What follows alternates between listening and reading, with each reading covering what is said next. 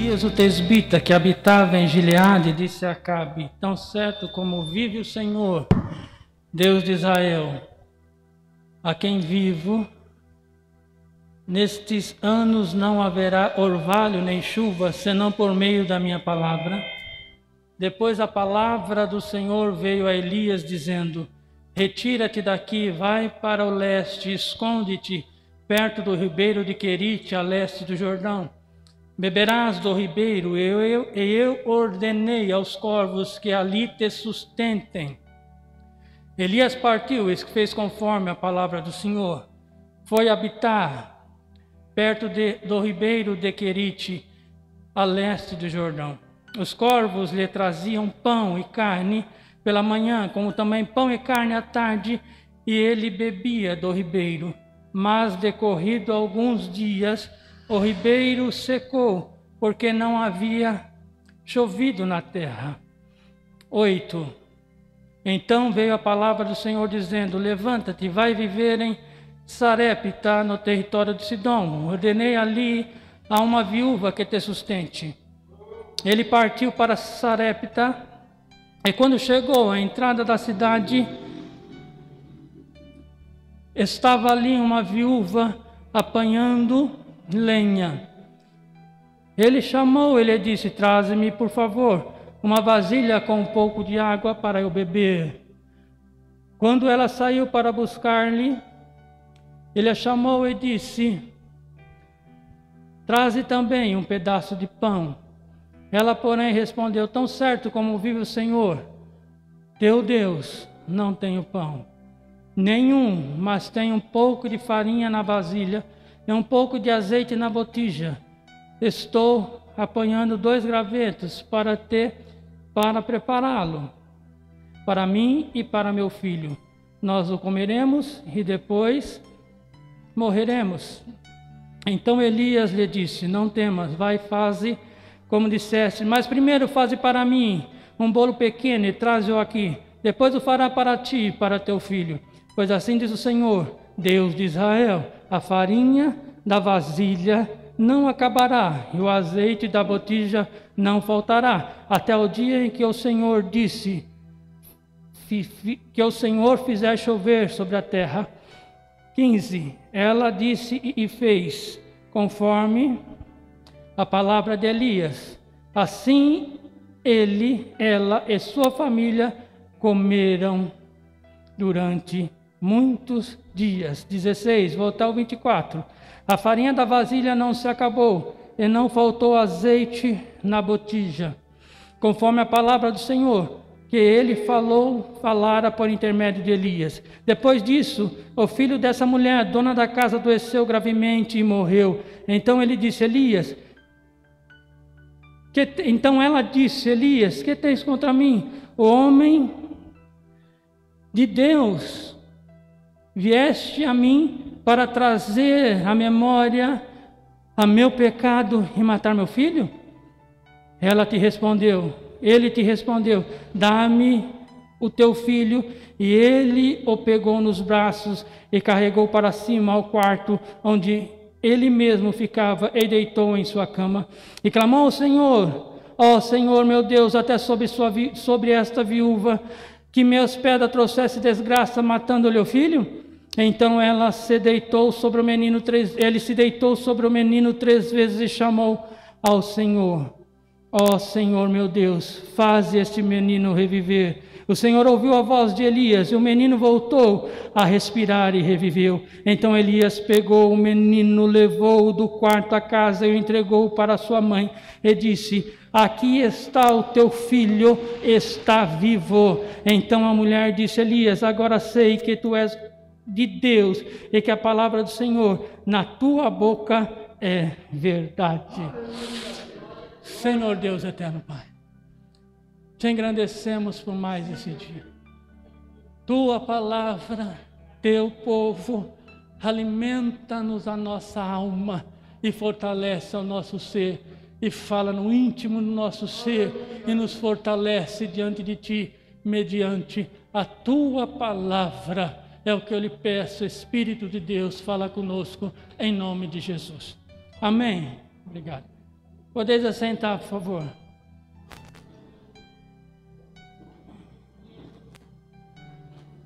Interessante esse texto que surge do nada. De repente aparece Elias, do nada. Vocês observarem o contexto. Surge do nada Elias dizendo a Acabe: olha, assim diz o Senhor.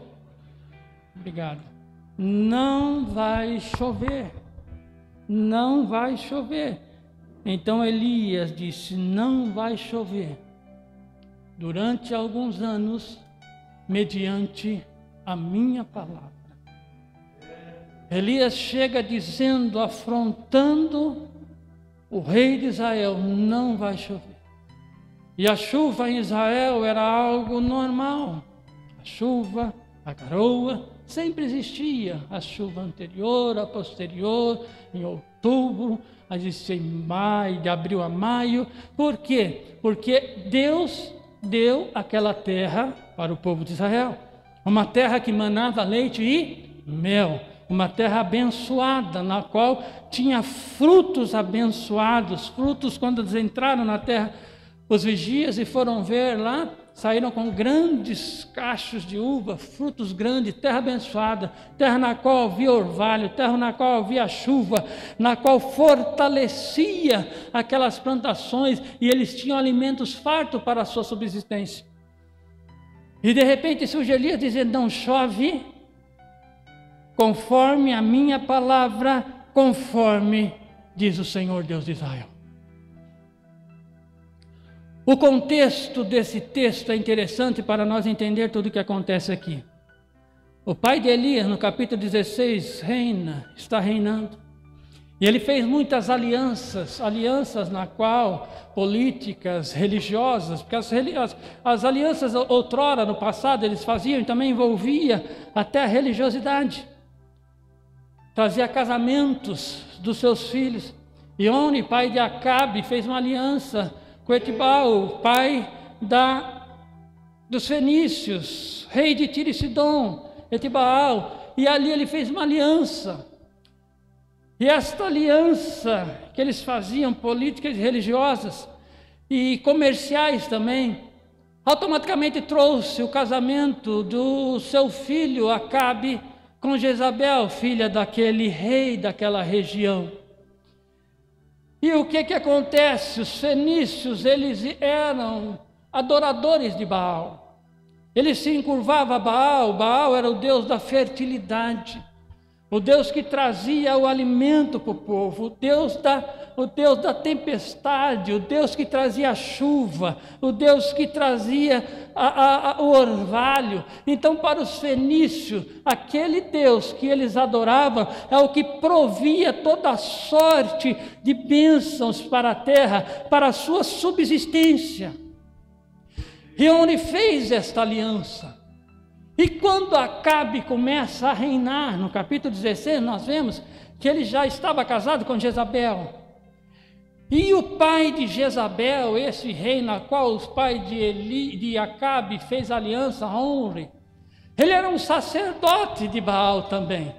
Ele também ministrava culto a Baal na sua terra, e Jezabel nasceu nesse contexto de vida, adorando a Baal, sendo uma sacerdotisa também, naquela vida que ela cresceu diante daquelas coisas que faziam, aqueles cultos que eles promoviam a Baal. E Acabe, ele trouxe para Israel este culto. Acabe estava trazendo para o povo de Israel, na qual Samaria tinha sido a capital do reino do norte, em que seu pai ali a estabeleceu, e ele também, o seu pai, o pai de Acabe, veio ali seguir todas as idolatrias de Jeroboão, que a gente sabe quando teve a divisão do povo de Israel, e ainda mais trouxe mais esta terrível aliança, que Jezabel veio e passou a trazer, a plantar, a obrigar, porque nós sabemos que Jezabel matava, Jezabel fazia coisas terríveis para que esta religião prosperasse, porque Jezabel, o texto fala, nos ensina que ela tinha os seus profetas, e Acabe, incentivado por Israel, levanta um templo em Samaria, e ali também coloca um poste, a Azerá. O que seria um poste? Porque para o povo fenício, a fertilidade também vinha por Azerá, uma deusa, e essa deusa era representada por uma árvore, o símbolo da vida. Então ele construiu um templo na entrada ali de Samaria e colocou aquele poste ídolo que fala, uma árvore plantada, uma madeira gigante, não sei como é que era, mas colocou ali para dizer, ó povo de Israel, agora aqui está implantado o culto a Baal, o culto à fertilidade, o culto no qual nós vamos adorar, nós vamos levantar. Ele levantou um altar a Baal, nós vamos ali prostrar, adorar. Agora está disseminado aqui em Israel o culto a Baal. E o culto a Baal não é um culto simples, comum, é um culto ao qual é até difícil trazer as palavras, por causa das orgias que eles faziam. Era um culto na qual havia sacrifícios de seres humanos, um culto ao qual havia ali orgias sexuais terríveis, porque os fenícios, eles acreditavam que o Baal era o deus da tempestade e da fertilidade, e que quando estava em seca, é porque Baal tinha morrido.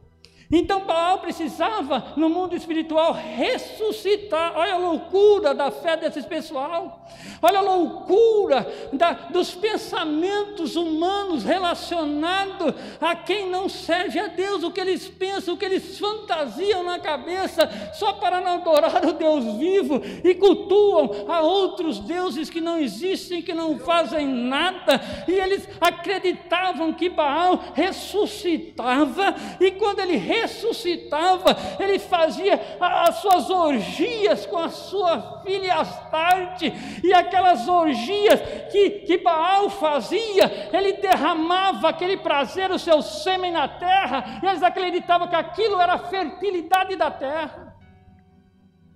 Olha que coisa terrível. E Acabe, casada com Jezabel, o que eles faziam para que essa fertilidade representada por Baal fosse feita na terra? Por isso que existia, nós vamos ver lá na frente, não sei hoje, mas vocês vão entender por que Elias, depois desse contexto, vocês vão talvez entender um pouco mais. Elias vai diante do Monte Carmelo e chama os 450 profetas de Baal e os 400 profetas de Azerá. Os 400 profetas de Azerá eram liderados por Jezabel, porque lá existia um tempo na qual Jezabel liderava o culto a Azerá. E existiam os seus profetas cultuais, os sacerdotisas e sacerdotes cultuais. E o que eles faziam? Eles reencenavam, vamos cultuar agora Baal, para que Baal traga a fertilidade para a terra. Eles reencenavam, os sacerdotes estavam lá, o povo de Israel ia, ofereciam os seus corpos em orgias com aquelas pessoas no templo, e ali depois derramavam sobre a terra aquele ato simbolizando a fertilidade. Isso quando não existia sacrifício, isso quando não existia o cortar do corpo e o derramar do sangue. Eles entregavam vida só para que havia fertilidade. Então eles diziam: Baal está agora nos abençoando, Baal é o que nos dá o alimento, Baal é o que dá a felicidade, Baal que dá a prosperidade, é Baal que faz isso. Então existia nos altos montes, a Bíblia fala de altos montes, lugar de adoração, lugar na qual eles iam e faziam orgias.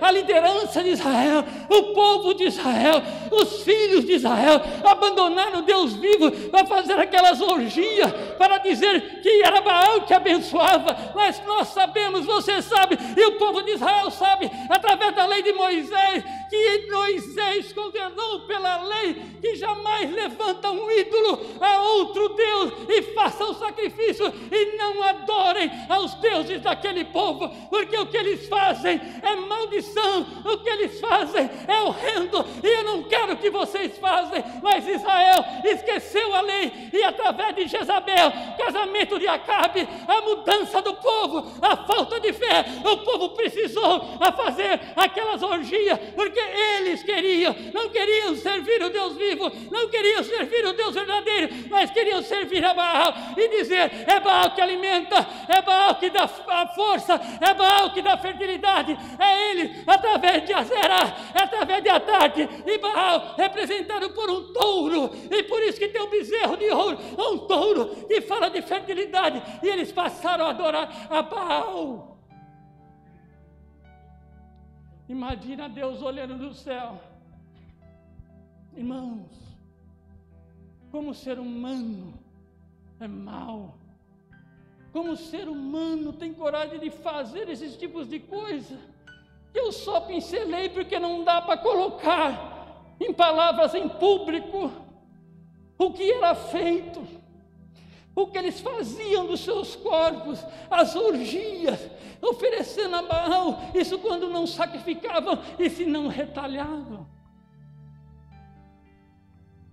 Esse era o contexto do povo e da fé. Acabe disse ao povo: agora nós adoramos Baal. O texto, no contexto, diz que ele se prostrou a Baal e adorou.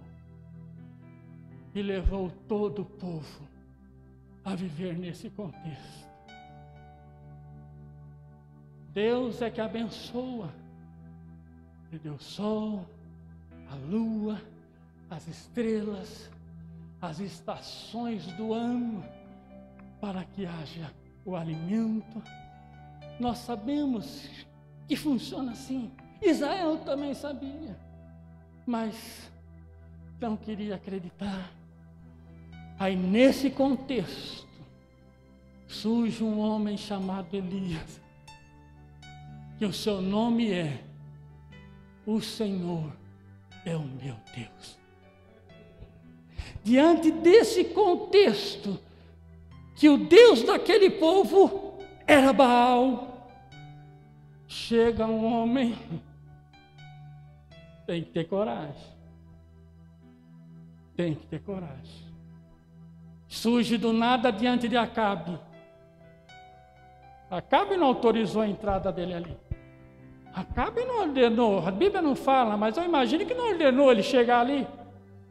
Mas ele vai e diz: não tem chuva nem orvalho. Assim diz o Senhor, pela palavra que sai da minha boca. Só quando eu falar de novo vai chover. E o texto nos ensina que depois disso o Senhor disse a Elias: sai daí, sai daí, vai para o riacho de Querite, fique lá,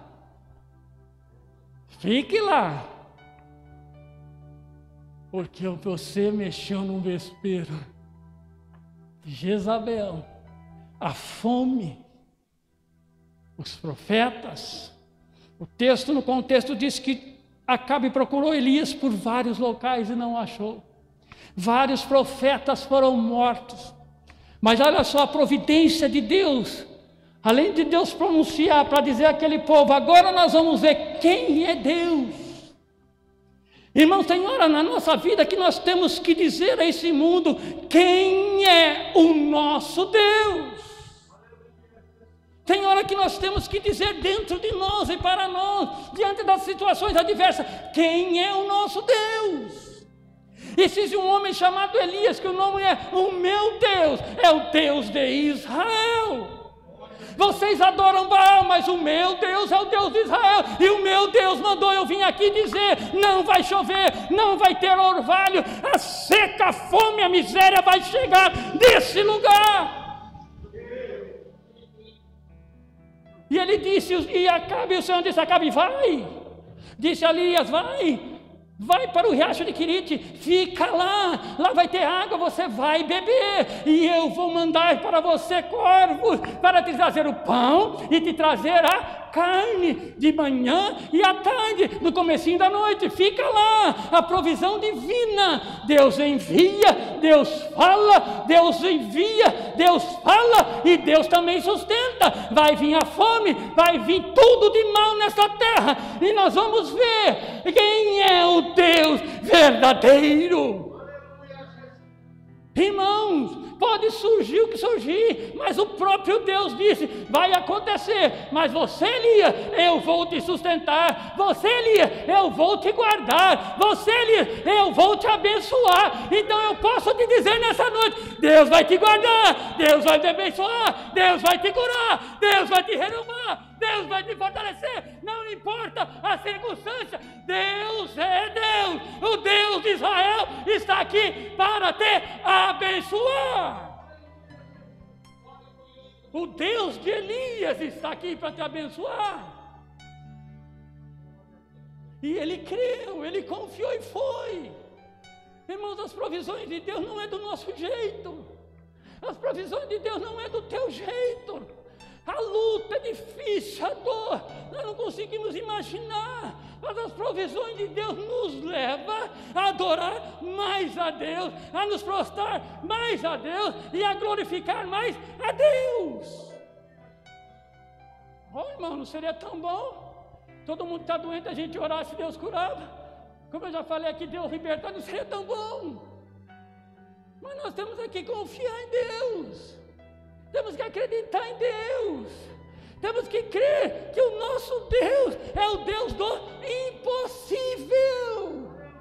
Quando você não puder fazer, se você crer, confiar, acreditar, andar nos seus caminhos, Ele vai fazer por você, porque Ele te ama. Aleluia. E o interessante é que as formas de Deus providenciar a bênção para o seu povo, para Elias. Ele sabia que Acabe ia perseguir ele. Deus sabia que Jezabel, mas olha o que Deus faz. Tem água lá, você fica lá. Eu vou te mandar corvo. Os corvos vão levar pão e vão levar carne. Irmãos, corvo alimentar um homem, corvo levar carne, eu ordenei, o texto diz, eu ordenei ao corvo. Você sabe o que é Deus falar corvo? Temos que subentender assim, corvo, fulano de tal, cicrano e beltrano. Deus falando, agora você vai levar pão, e agora você vai levar carne para o meu servo Elias 2 vezes por dia. Dá para entender isso aí? Dá para compreender isso aí? Eu ordenei ao corvo para te alimentar. Não, corvo não leva comida para ninguém, nem para os seus próprios filhotes. Corvo, eles não são altruístas, eles não pensam no próximo. Os corvos não pensam nem nos teus filhos. Os seus filhotinhos ficam ali passando fome, porque eles vão, comem, eles brigam para comer, e eles vão, comem e não levam alimento para os seus filhotes.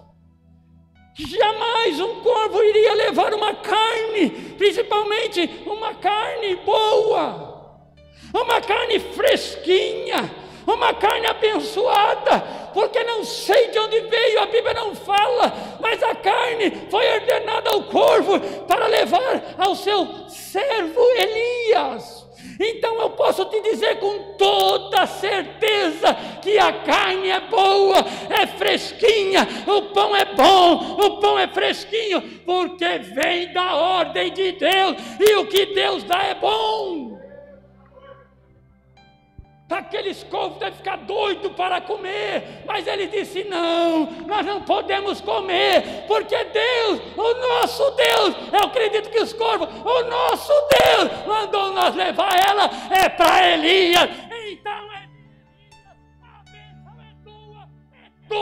de mais ninguém. Aleluia. Aleluia. E os corvos vão e obedecem à ordem de Deus.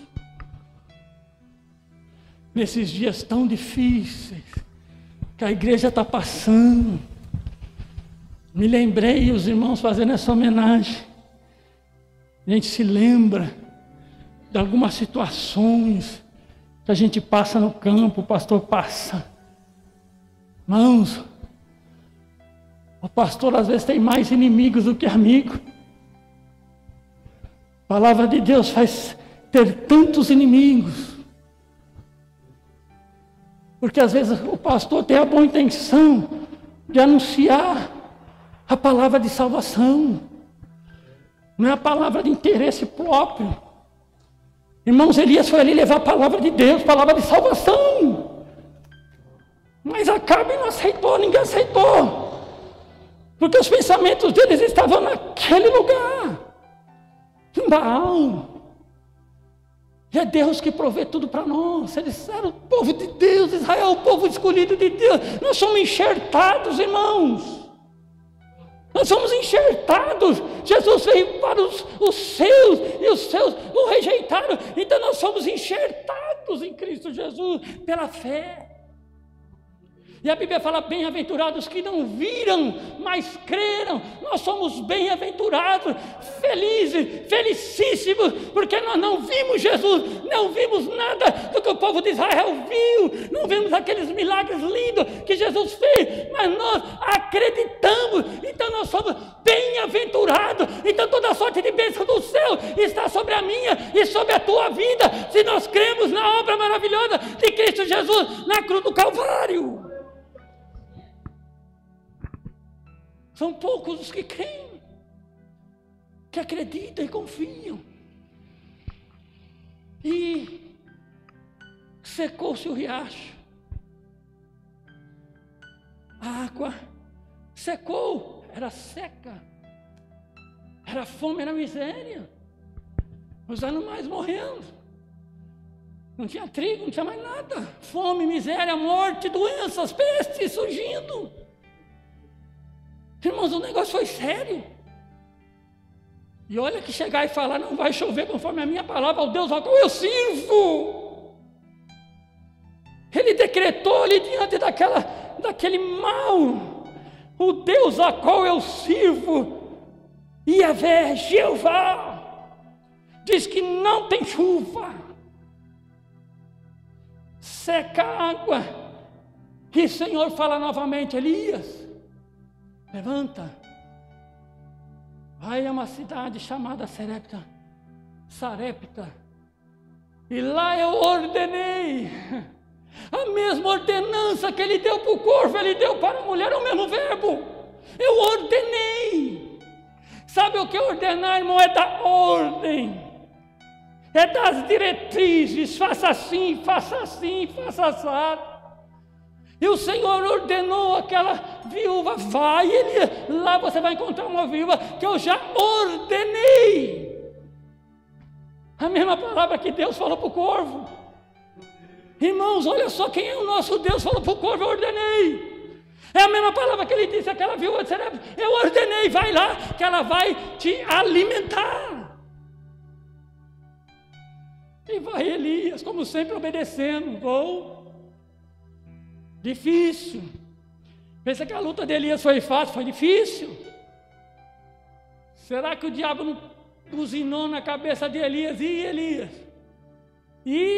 E se chover, Elias? Hein? E Elias, você falou, e agora, Elias? Já pensou? A luta, irmãos, que temos a anunciar a palavra em nome do Senhor. Mas quando é o Senhor, podemos confiar. Quantas vergonhas nós vemos cristãos passar nessa pandemia. Quantas coisas foram ditas em nome do Senhor nessa pandemia, que nada aconteceu. Vocês não viram tantas coisas, obreiros, líderes, falando, o Senhor, e nada de acontecer. Irmãos, isso é muito sério. Eu lembro do nosso pastor Antônio Carlos Paiva, isso, né? Antônio Carlos Paiva, né? Eu não esqueço essa expressão, quando eu posso eu falo. Quantos dizem a santa, sacrossanta expressão, assim diz o Senhor. E Deus não está falando nada. Foi desse jeito que o pastor Paiva disse no púlpito. Quem o conheceu, estava ali, sabe do que eu estou falando. Quantos dizendo nada. Irmãos, eu estive numa cidade, e ali tinha uma senhorinha. Ela estava bem velhinha. Não demais, mas já estava velhinha, deu derrame. Ela chorava, porque ela fazia obra, sempre falava, fazia isso, fazia obra. E Deus permitiu eu estar nessas condições. Irmã, mas vamos orar, pedir a bênção de Deus, vamos orar, para Deus confortar seu coração. Mas ela não aceitava.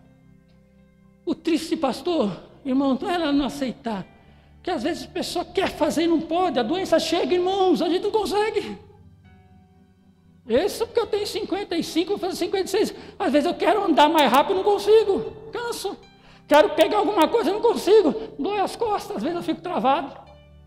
Então chega, mas a questão não é essa, de não aceitar, às vezes fica da situação. A questão é as pessoas irem lá e dizer, irmã, você vai levantar, Deus vai te curar, Deus vai te renovar, você vai fazer. E ela ficava alegre, acreditando, irmãos. Deus vai fazer, você vai levantar, você vai continuar. Isso que entristece. E toda vez eu ia visitar ela, porque ela é membro da igreja, irmã, vamos orar. Porque a gente sabe, ela fez, já foi o tempo, agora é outro que vai fazer. Já fez, a gente sabe que ela não vai fazer mais. A gente sabe, o pastor sabe quando Deus vai curar ou não vai curar. A pessoa para continuar fazendo a obra que fazia, o pastor sabe. Deus orienta o pastor, as coisas. Deus fala com o pastor, irmão, fala com os pastores, é difícil compreender. Mas Deus fala com os pastores, mostra o que acontece, a igreja, as coisas ocultas da igreja que ninguém nem imagina, o pastor sabe. Aí o pastor vai na madrugada orar, jejuar, fazer um monte de coisa para Deus libertar, salvar, repreender os diabos, repreender os demônios. É grande a luta. Irmãos, de madrugada, quantas vezes levantei, bati com a cara assim, levanta quem está lá, aquela coisa horrorosa do mal. Você tem que orar, você tem que expulsar. Está apertando o pescoço, você acorda, está aquele negócio em cima de você, você não vê nada, mas está em cima de você te matando. É a vida do pastor. O pastor está aqui para trazer a palavra. Então com quem que ele está lutando? Com as potestades do ar que se levanta contra o pastor não anuncia a verdade. Para não aceitar a verdade. E às vezes trabalha no coração de muitos para não aceitar, se rebelar, ou se fazer aquela furdoer tudo. E é o que Elias talvez passou por tudo. Levou a verdade, mas não queriam acreditar na verdade. Queriam ficar em Baal. Mas o Senhor agora o leva, o faz aí a Sarepta. Agora onde que vai Elias? Elias agora está na região da Fenícia, está lá diante de Tiro e Sidom. Agora Elias entra no santuário de Baal. Elias vai na cidade do culto a Baal. Elias, agora Deus leva Elias para a Fenícia, aonde o Deus real e verdadeiro é Baal. Olha só o que Deus faz. Agora vai Elias e lá uma mulher vai te alimentar. E ele entra na cidade, ele vê uma mulherzinha pegando gravetos. O texto diz 2 gravetos, outro texto diz lenha. Ó, mulher, me dá água. Sim, a mulher saiu, foi pegar água para trazer para Elias. Ele disse, peraí mulher, me traz também um bolinho, um pãozinho, para mim comer que eu estou com fome. Ah, meu Senhor, eu estou recolhendo aqui 2 gravetinhos, um combustívelzinho para pôr fogo e para fazer alimento para mim e para o meu filho. Eu tenho um pouquinho de farinha e tenho ali um bocadinho lá de azeite na botija. Ah, meu Senhor, eu vou lá, vou fazer. E acho que nós vamos morrer, porque a fome está aqui. Só temos isso. Só temos isso. Elias disse: ah, mulher, não temas. Vai, faze como disseste. Vai e faz como tu disseste. Prepara para mim. Primeiro o bolo. E depois você vai ter para você alimento para você e seus filhos. Porque assim diz o Senhor. Oh, palavra boa, como é bom ouvir. Quando Deus vem e diz para nós: assim diz o Senhor. Não vai acabar a farinha e não vai faltar o azeite, até que o Senhor ordene. Vai ter azeite e farinha. Não temas, creia, vai e faça, porque assim diz o Senhor. Assim diz o Senhor. A mulher: ah, tá bom, então eu vou fazer. Olha a fé. Elias sendo alimentado ali agora por uma senhorinha, na qual estava com seu filho também comer e morrer, porque a fome também chegou na Fenícia, e Baal nada estava fazendo, nada Baal estava resolvendo. Baal, o rei daquele lugar, também não estava sustentando as viuvinhas, não estava dando alimento para elas, porque essa era a lei oriental. As viúvas eram para ser alimentadas, sustentadas pelos governos, e eles não estavam fazendo, e muito menos Baal estava fazendo. Mas chega Elias lá e diz: vai ter farinha, vai ter azeite, vai ter comida, vai ter água, porque assim diz o Senhor. Aleluia! Vocês estão entendendo?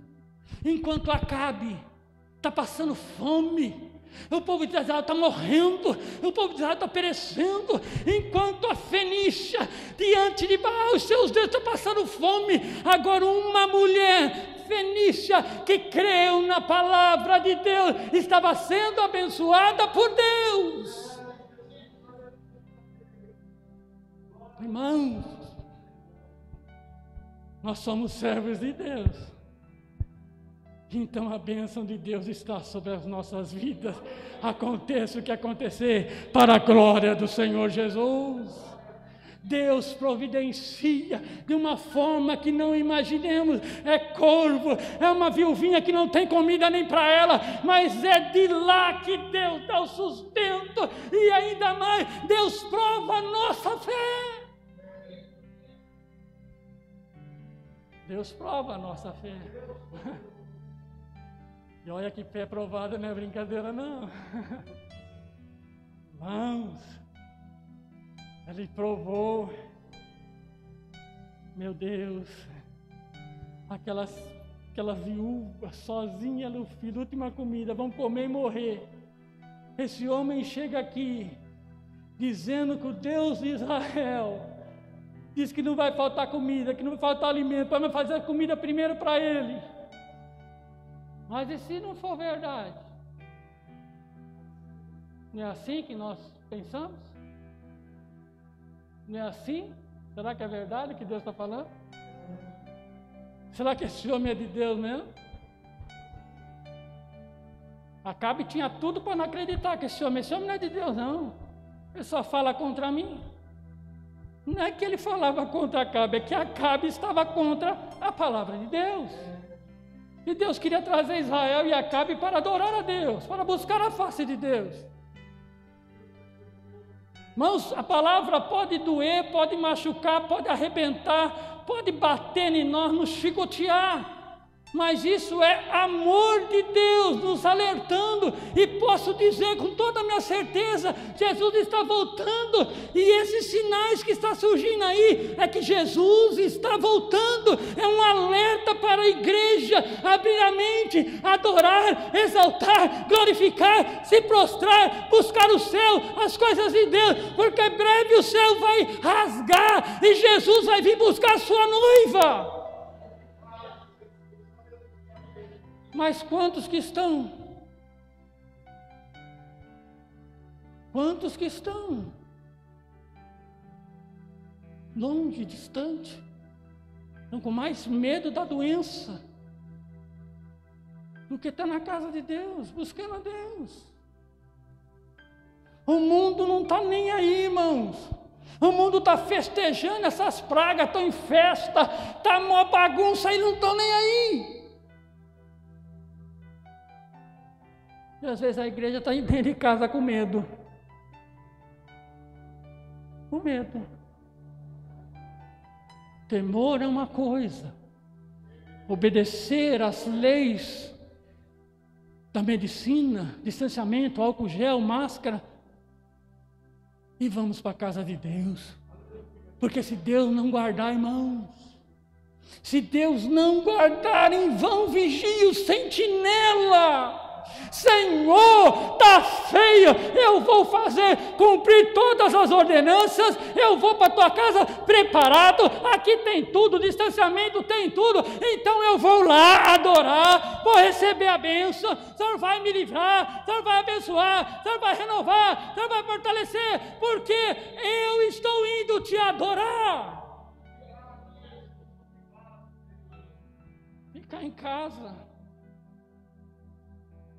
Ao Deus de Elias, ao Deus de Elias, que você possa dizer, ao Deus do teu nome, ao Deus de João, ao Deus de Isaac, ao Deus de Antônio, de Pedrosa, de Zilma, de irmão Valdomiro, ao Deus, ao meu Deus, diga, ao meu Deus, eu sirvo, e Ele vai me dar vitória. Senão Ele não é Deus. Senão Ele não é Deus. E para nós finalizarmos, ela foi, preparou, não faltou. Não faltou, olha a fé. Olha a fé. Olha a prova de fé. Irmãos, quando não chega na nossa casa, quando nós não sentimos na nossa carne a luta, a dor, quanto é no vizinho, a gente ora, a gente pede a bênção, a gente confia que Deus vai dar vitória, é isso mesmo. Mas quando chega na nossa casa, na nossa carne, é a hora, só tenho essa comida, Deus mandou, eu vou obedecer, porque Deus é fiel à sua palavra. Glória a Jesus. E para finalizarmos, olha só, quanta bênção. O povo de Israel padecendo. Elias sendo abençoado, a viúva sendo abençoada. De repente o filho fica doente. Dá o último suspiro, não tem mais fôlego. E morre. Ela vira diante de Elias e fala: Elias, o que eu tenho contigo? Eu sei que Deus está na tua vida, o Espírito de Deus está na tua vida. Será que tem algum pecado aqui? Deus viu o pecado em nós, em mim. Agora meu filho morreu por causa do meu pecado. A gente pensa que recebe uma bênção, fica todo feliz. No outro dia vem uma luta pior. Ele estava com fome, ia morrer. Agora morreu com Deus ali, com Elias ali, com a palavra do Senhor ali. Morreu a criança, olha a luta, irmão. Um dia uma luta, outro dia outra, mas Deus é o mesmo. De luta em luta nós vamos tendo a nossa vitória. Aí Elias ficou triste. A gente também entristece. Quanta luta, meu Deus, quanta luta. Uma em cima da outra, mas a vitória em cima de vitória para a glória do Senhor. Elias pega aquela criança, coloca lá no seu quartinho, subiu lá por fora na escadaria, distante da mulher, que a casa era aqui, ele subiu a escadinha no seu quartinho, coloca a criança, deita sobre ela 3 vezes e clama a Deus. Clama a Deus. Clama a quem? A Baal? Clama a Deus. Irmão, irmã, clame a Deus.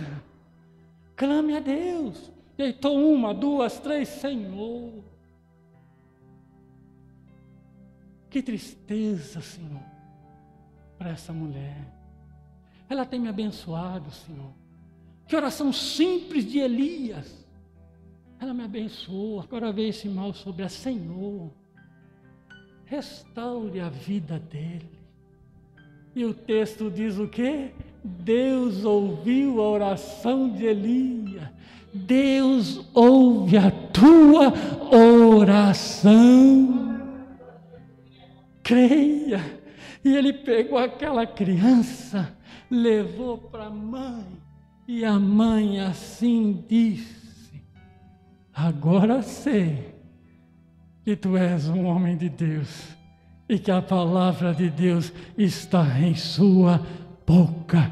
Adorado é o Senhor. Lá na Fenícia, não era serva do Senhor, mas creu no Senhor, acreditou na palavra do Senhor, alimentou o servo de Deus e recebeu a bênção. Só uma aspa, um parentezinho para entender. Mal ela sabia que tinha que passar por tudo aquilo para ver o poder do Deus de Israel. Irmãos, enquanto Baal não fazia nada, o Deus de Israel fez.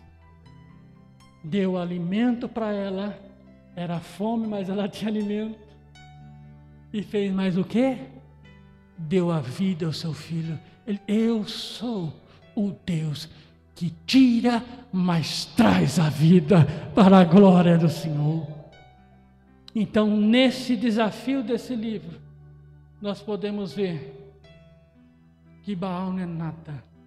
O escritor aos reis estava querendo dizer para nós: Israel, se vocês quiserem a bênção de Deus de novo, volte ao Senhor, adore ao Senhor. Porque Baal não é nada, Baal não faz nada, Baal não existe. Eu sou o Senhor, o único. Por isso que Elias se apresentou ao Deus de Elias. Eu sou o Senhor, o Deus de Israel é o meu Deus. E assim finalizo esta mensagem. E você vai para o capítulo 18. E você vai entender ao ler na sua casa. Porque ele enfrenta Acabe e fala: agora traz aqui, ó, os profetas de Azerá e os profetas de Baal, 450 e 400. E agora vocês vão ver a prova final, quem é o Senhor. E nós vemos lá finalizando, quando o fogo desce do céu, altar restaurado, lenha, está tudo ali, tudo oferecido para o Senhor, água para todo lado desce, fogo do céu e lambe tudo. E o povo de Israel dobra-se e diz: só o Senhor é Deus, só o Senhor é Deus.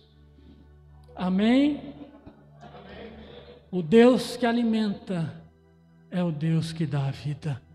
E Deus tem alimento e vida com abundância e vida eterna para a glória do Senhor. Que Deus abençoe em nome de Jesus.